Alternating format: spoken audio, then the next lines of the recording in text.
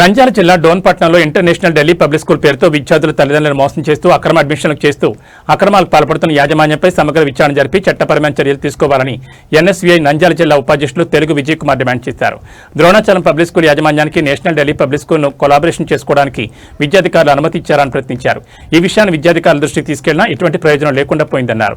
తక్షణమే ఆ బోర్డులను తొలగించి Dronachalam Delhi public school recognition రద్దు చేయాలని, లేని పక్షంలో పెద్ద ఎత్తున ఆందోళనకు సిద్ధమవుతామని హెచ్చరించారు.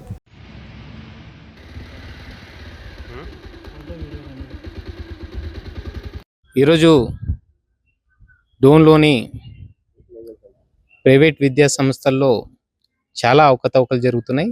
అయితే అందులో భాగంగా గత కొన్నాళ్ళ నుంచి ఎన్ఎస్వై తరపున భారీ ఎత్తున కార్యక్రమాలు చేపడుతున్నాం. అందులో భాగంగానే డోన్లోని ద్రోణాచలం పబ్లిక్ స్కూల్ యాజమాన్యం వారు ప్రభుత్వ నిబంధనలను పూర్తిగా ఉల్లంఘించి ఎటువంటి ప్రభుత్వ అనుమతులు లేనటువంటి నేషనల్ ఢిల్లీ పబ్లిక్ స్కూల్ పేరుని పెట్టుకొని అక్రమంగా అడ్మిషన్లు చేస్తున్నారని చెప్పి ఈరోజు మేము గత 2 నెలల నుంచి ఎంఈఓ కార్యాలయం కావచ్చు, డిఓ కార్యాలయం కావచ్చు, అదేవిధంగా కలెక్టర్ గారికి ఎన్నో వినతి పత్రాలు ఇవ్వడం జరిగింది.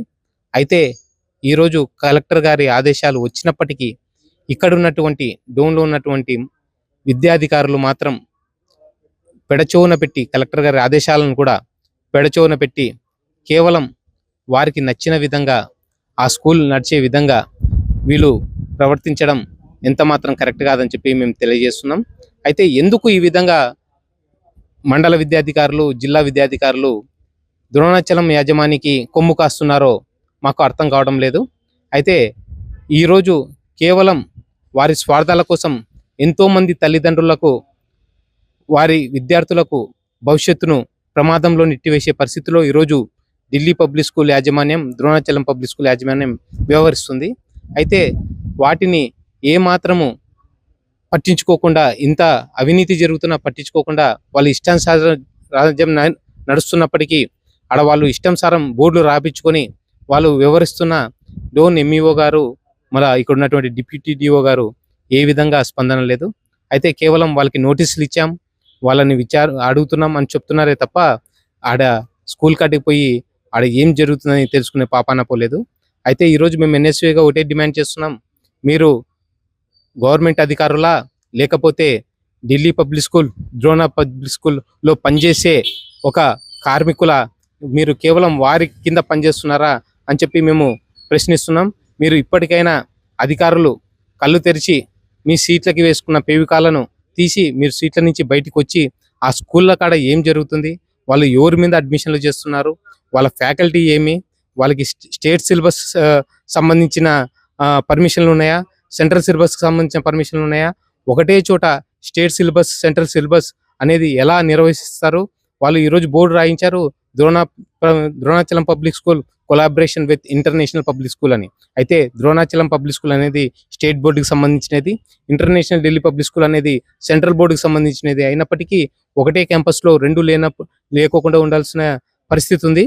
అయితే ఈరోజు వాళ్ళు వాటిని కూడా పెడచెవున పెట్టి రెండు క్యాంపస్లో ఒకటే క్యాంపస్లో రెండింటిని నడుపుతామనే విధంగా ఈరోజు వాళ్ళు బహిరంగంగా పబ్లిక్గా స్టేట్మెంట్లు ఇచ్చుకుంటూ ఆటోలలో ప్రచారాలు చేసుకుంటున్నప్పటికీ ఇక్కడ ఉన్నటువంటి విద్యాధికారులు మాత్రం ఏమీ పట్టించుకోకుండా వ్యవహరిస్తున్నారు.